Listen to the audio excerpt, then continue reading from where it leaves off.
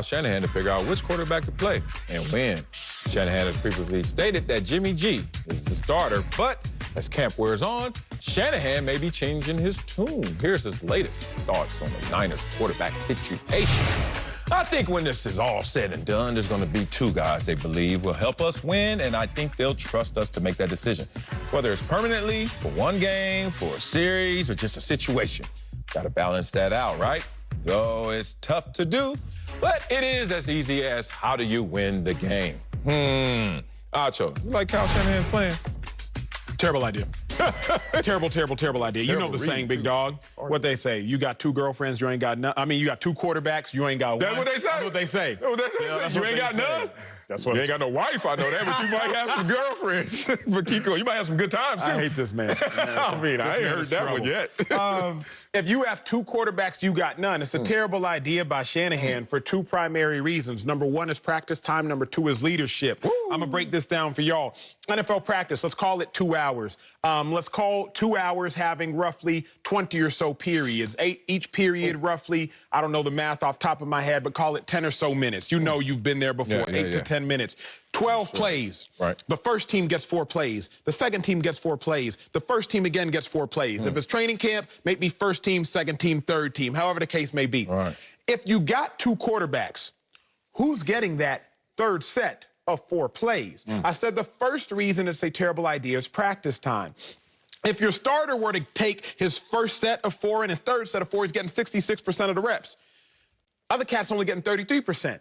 So now you're going to roll somebody on the field to play meaningful football that's only played 33 or practiced 33% of the time. I'm breaking it down very simply. There are a few more nuances. I'll give it to you in terms that y'all can understand.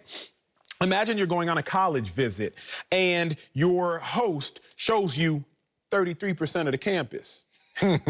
Not bad. I went to the gym, where my classes at, and where the food at. Like, that might be and good. And the club, baby. But if you only see 33% of the campus, you're going to be lost when school starts. Man, you ain't lying. If Trey Lance only sees 33% of defensive looks, he's going to be lost when the season starts. If Jimmy G only sees 33% of defensive looks, he's going to be lost when the season starts. So it's a terrible idea because of practice time. And lastly, it's a terrible idea because leadership. The NFL is all one big game of follow the leader. Yeah. One big game of follow the leader. Sal, you've been there, you've been the leader, and you've also been the follower early on in your career.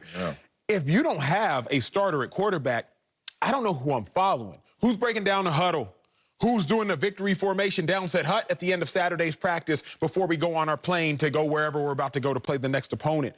Like, I do not know who I'm supposed to listen to, who's supposed to lead me. So practice time and lack of leadership, the two primary reasons, terrible idea. Yeah, it is a terrible idea. I mean, even him describing the idea sounded terrible, let alone what he was trying to describe. I know in reality it's going to be terrible. Shout out to Lou Williams, too. 2 girlfriends.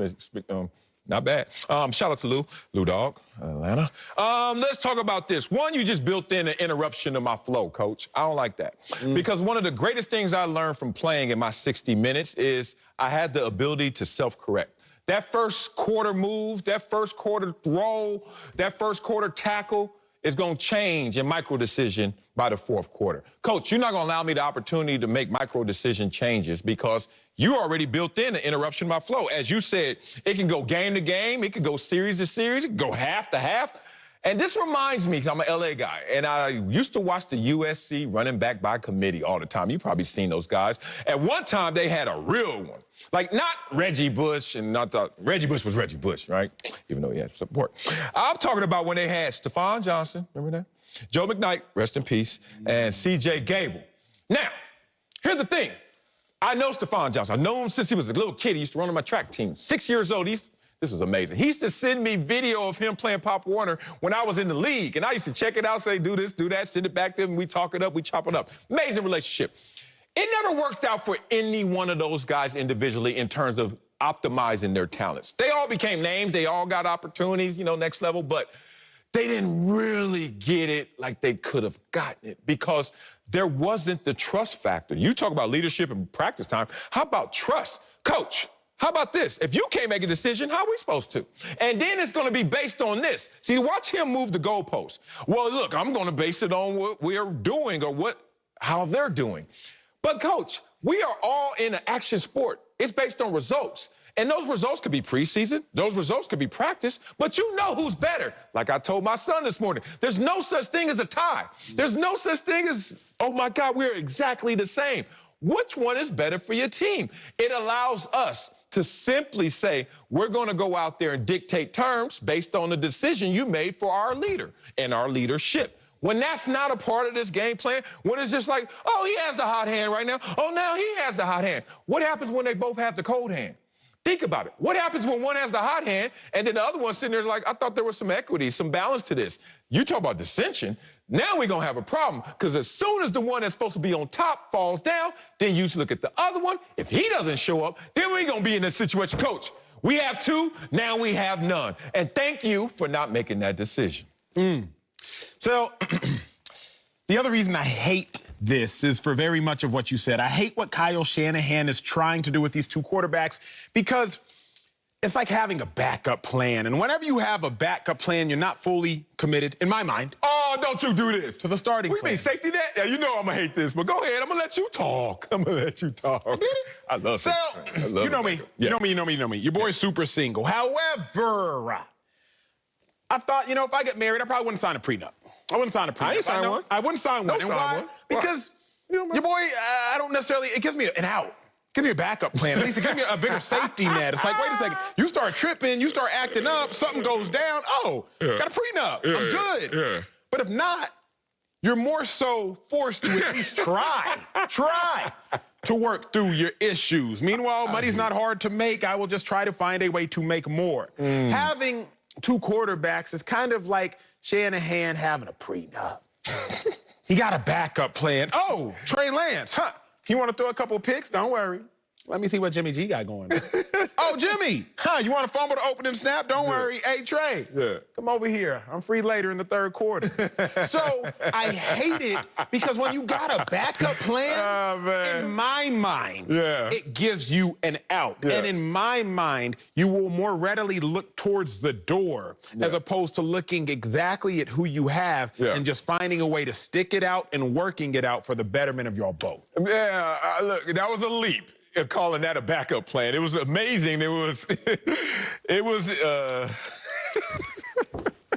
prenups don't make you stay still, though. I'm just gonna let you know that. And no prenup don't make you stay still either. It depends on what's motivating you, obviously. So if money is your motivation, then that prenup is gonna look different to you than no prenup. I'm in a situation. Look, y'all gonna get that on this show. Y'all gonna get some love advice, some marital advice, some sports takes. You gonna get it all now. Yeah. In case of failure, here's our structure. That's what a prenup is supposed to be. It ain't supposed to be like, oh, you're scared to lose your money and all that stuff, etc. Here's the thing I don't like about this. I go to practice. Who's our quarterback? We don't know. It's both of them. Fine. I've been through a quarterback controversy before.